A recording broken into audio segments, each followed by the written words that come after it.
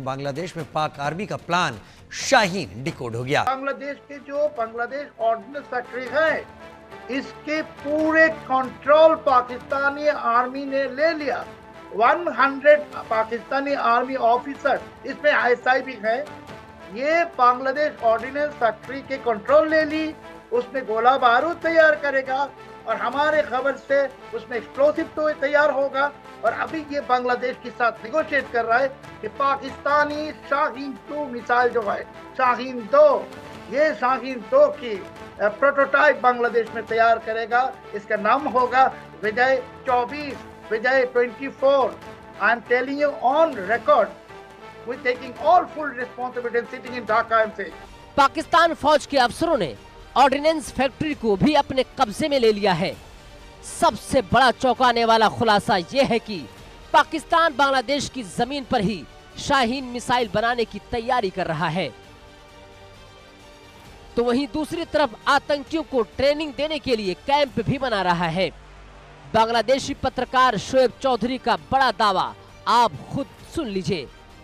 आपको बताते हैं कि क्या है पाक आर्मी का प्लान शाहीन और कैसे यूनुस, शहबाज और मुनीर के झांसे में आ गया। ये सनसनीखेज खुलासे बांग्लादेशी पत्रकार ने इंडिया न्यूज के शो में किए। देखिए रिपोर्ट। बांग्लादेश पूरी तरह से पाकिस्तान के बुने हुए जाल में फंसता जा रहा है। हालात ये है कि बांग्लादेश की डिफेंस में पाक आर्मी और आईएसआई का दखल बढ़ता जा रहा है। इस बात का अंदाजा बांग्लादेश में आईएसआई चीफ से लेकर 100 से ज्यादा पाकिस्तानी आर्मी अफसरों की मौजूदगी से लगा सकते हैं। ये सारे जो आतंकवादी संगठन को पाकिस्तानी आईएसआई 5 अगस्त के बाद बांग्लादेश में जब तख्ता पलट हुआ, उसी वक्त से पाकिस्तान, आपको मालूम है कि पाकिस्तानी आईएसआई और पाकिस्तानी आर्मी बहुत गहरी तरीके से बांग्लादेश में घुस गए हैं और ये वहाँ ये रोहिंग्या कैंप में हथियार वगैरह दे के अराकान आर्मी के खिलाफ भड़का रहा था। अभी रोहिंग्या ये बार बार वो अराकान में जाके ये अराकान आर्मी को एम्बुश किया और इसी के नतीजे 2 हफ्ते पहले से ये अराकान आर्मी ने क्या करना शुरू किया कि बे ऑफ बंगाल में जो बांग्लादेशी जो फिशरमैन जाते हैं वो सारे बोट को वो सीज करते हैं और फिशरमैन को मार डालते और बोट वापस देते बांग्लादेश की आर्मी नेवी के पास। अभी ये हालत आपने जो अभी बताया और मेजर जनरल सुधाकर साहब ने भी बताया कि ये हालत बहुत ही गंभीर है। और दूसरी बात है कि अराकान आर्मी के खिलाफ अभी चाइना भी वो म्यांमार गवर्नमेंट को हेल्प कर रहा है। तो उस तरफ से चाइना की हेल्प म्यांमार गवर्नमेंट को और इस तरफ से रोहिंग्यास को ये पाकिस्तानी आईएसआई की हेल्प और अराकान आर्मी को अमेरिकन डेमोक्रेटिक डीप स्टेट की मदद। सो यहाँ 3 खिलाड़ी के खेल चल रहा है और से बांग्लादेश के लिए बहुत ही एक गंभीर सिक्योरिटी कंसर्न है। और ये इस हालत में मैं आपको और मेजर जनरल सुधाकर साहब को बताना चाहता हूँ कि पाकिस्तान की जो आर्मी है, पाकिस्तान आर्मी, इसने बांग्लादेश के अंदर बांग्लादेश आर्मी का जो ऑर्डिनेंस फैक्ट्री है जहां वो गोला बारूद बनाता है, वो ऑर्डिनेंस फैक्ट्री का उसने फुल कंट्रोल ले ली और इसके अंदर पाकिस्तानी 100 आर्मी ऑफिसर घुस गए। इसमें से जरूर आईएसआई भी है। पाकिस्तान लाइव के मुअज़्ज़िज़ नाज़रीन, अस्सलाम वालेकुम। पाकिस्तान फौज के बांग्लादेश ऑर्डिनेंस फैक्ट्री पर कब्जे और वहां शाहीन 2 बनाने की तैयारी की खबर ने भारतीय मीडिया में हलचल मचा दी है। नाजरीन, ये दावा एक बांग्लादेशी तज्जियाकार ने भारतीय चैनल पर किया, जिसके बाद भारतीय मीडिया में गोया कयामत बर्पा हो गई।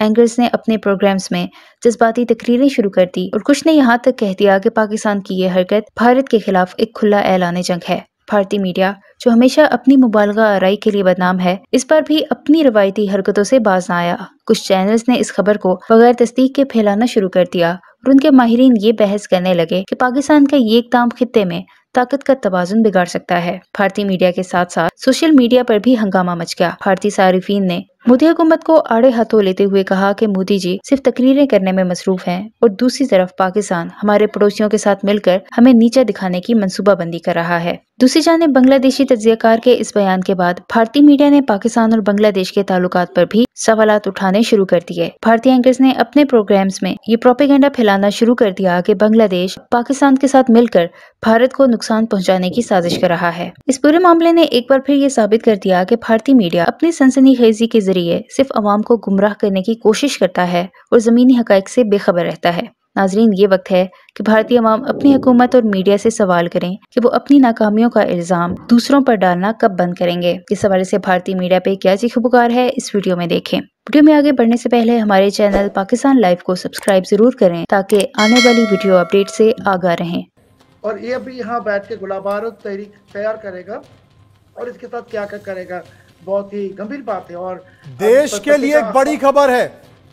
मैं शोएब साहब आपको रोकना चाहता हूं, अपने दर्शकों को मैं बता दूं कि यह देश के लिए बड़ी खबर है कि किस तरीके से पाकिस्तानी सेना यानी कि आईएसआई बांग्लादेश को अपने कब्जे में ले रही है। हम लगातार इस बात का जिक्र कर रहे हैं कि पाकिस्तान और बांग्लादेश लगातार भारत के खिलाफ युद्ध छेड़ने की प्लानिंग कर रहे हैं।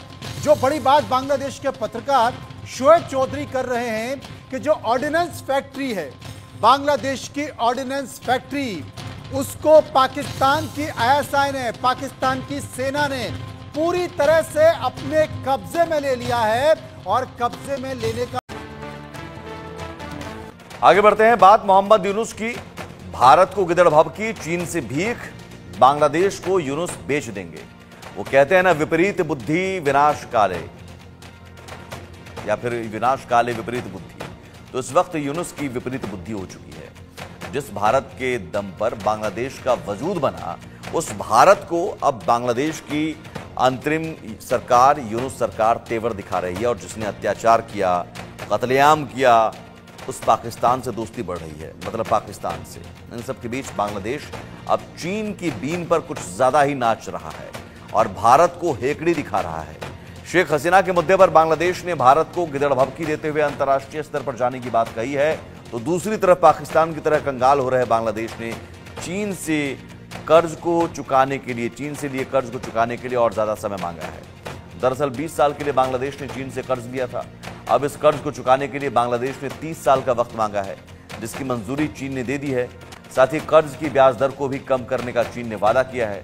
अब चीन का वादा कितना कच्चा होता है, ये दुनिया का बच्चा जानता है। तो क्या बांग्लादेश बिक जाएगा, बर्बाद हो जाएगा? बेच देंगे यूनुस। बांग्लादेश की सत्ता से शेख हसीना का जाना और फिर यूनुस का आना बांग्लादेश की बर्बादी की शुरुआत है। और अब 5 महीने बाद यूनुस ने बांग्लादेश की ऐसी हालत कर दी है जिससे बांग्लादेश बिकने की कगार पर। जी हाँ, ठीक सुना आपने, बांग्लादेश बिकने की कगार पर।